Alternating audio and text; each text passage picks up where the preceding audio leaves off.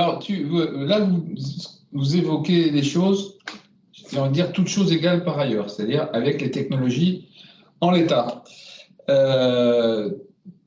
Thomas, quand le ministre du numérique nous disait il y a quelques mois que ChatGPT était un perroquet, et quelque part c'est un peu vrai, c'est un peu un perroquet malin qui a l'avantage de structurer des textes. C'est sacrément malin quand même, comme perroquet. Oui, voilà, mais qui a l'avantage de structurer des textes et qui apporte quand même toute une ingénierie, on va dire, autour de ça, mais au fond, je ne sais pas si c'est révolutionnaire, mais bon, c'est plus de l'ingénierie que de l'innovation, j'ai envie de le dire comme ça.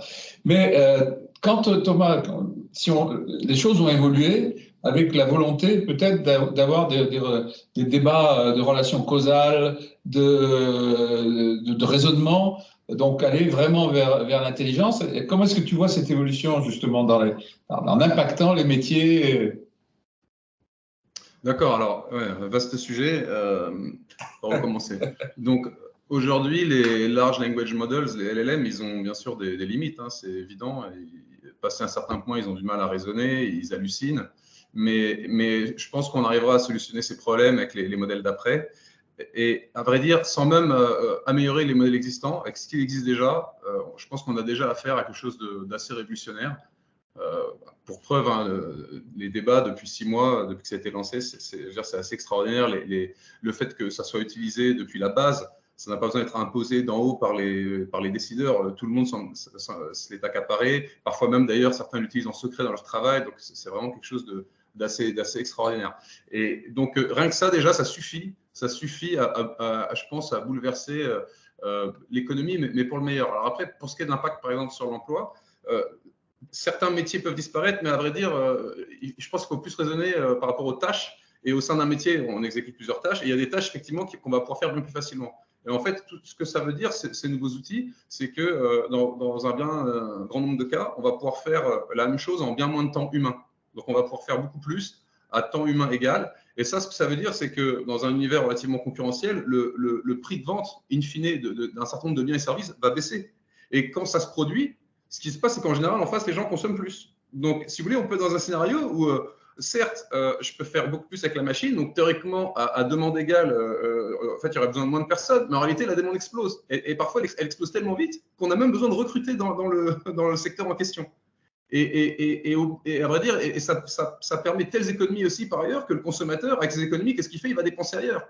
Et donc, ça stimule la demande dans d'autres secteurs et ça stimule l'économie au sens large. Donc, en fait, on y gagne tous, et notamment le consommateur qui profite de plus de biens et de services moins chers. Donc, on est tous les grands gagnants.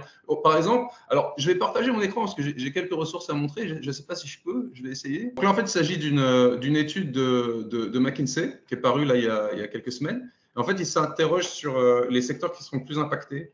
Et en fait, donc leur conclusion, c'est qu'il y a 4 grands secteurs qui vont être principalement impactés. Donc, le marketing et la vente, le service client, la recherche et le développement, et tout ce qui est le développement, software engineering. Donc, ça sont les 4 grands secteurs qui vont être impactés parce que alors dans le software engineering, parce que justement, on a recours à ces assistants pour nous aider à développer plus vite. Dans le marketing et la vente, parce qu'on va pouvoir rédiger des textes plus rapidement. En R&D, notamment en biologie, parce qu'on va pouvoir explorer plus par exemple, de molécules plus rapidement. Donc, ça peut accélérer tous les processus à divers égards. Services après-vente, notamment grâce au chatbot aussi. Moi, je le sais, puisque une de mes entreprises, Yelda, c'est ce qu'on fait. Donc, par exemple, on équipe certaines mairies où quand on appelle la mairie, on a un bot qui nous répond en langage humain, qui dialogue avec nous et qui peut répondre à beaucoup de nos questions. Donc, on en voit déjà les effets. Mais la question maintenant, c'est est-ce que ça va détruire les emplois ou pas dans chacun de ces secteurs? Et si on prend le cas du développement, c'est intéressant parce qu'il y a un débat au sein on va dire, de la communauté des ingénieurs. Et il y en a certains qui s'en inquiètent, qui se disent il n'y aura plus de travail, on va commencer à s'inquiéter, etc. Puis il y en a d'autres qui expliquent mais pas du tout. Si un développeur peut faire plus, il y a une telle demande latente pour des besoins en développement, une telle demande latente qui ne peut pas s'exprimer pour l'instant que si les développeurs peuvent faire plus, bah, ils feront plus, ils ne seront pas limités par la demande. Donc en fait, ce qui va être extraordinaire, c'est qu'il y aura peut-être autant de développeurs qu'avant, ils seront payés autant qu'avant, mais c'est juste que la quantité de travail fourni en fin de chaîne sera bien plus grande. Donc en fait, les gros gagnants seront encore une fois les consommateurs. Et donc, rien n'est écrit. Alors là, on est sûr de rien, mais rien ne dit qu'on va perdre des emplois dans l'univers des développeurs. Et on peut appliquer nos raisonnements dans tous les secteurs. Sam Altman, donc le PDG d'OpenAI, explique qu'il faut vraiment avoir l'imagination très limitée pour penser que justement les développeurs vont être complètement remplacés. Pas du tout. Il y a un tel besoin de dev. Il suffit de regarder autour de nous toutes ces interfaces mal conçues, pas intuitives, vieillottes. Il y a besoin d'injecter du code dans tout ce qui nous entoure pour le rendre plus intuitif, plus pratique, plus interactif. Donc, il y a une demande qui est très loin d'être satisfaite aujourd'hui. Et donc, il n'y a pas de souci à se faire pour les développeurs. Donc, ça, c'est une façon de regarder les choses.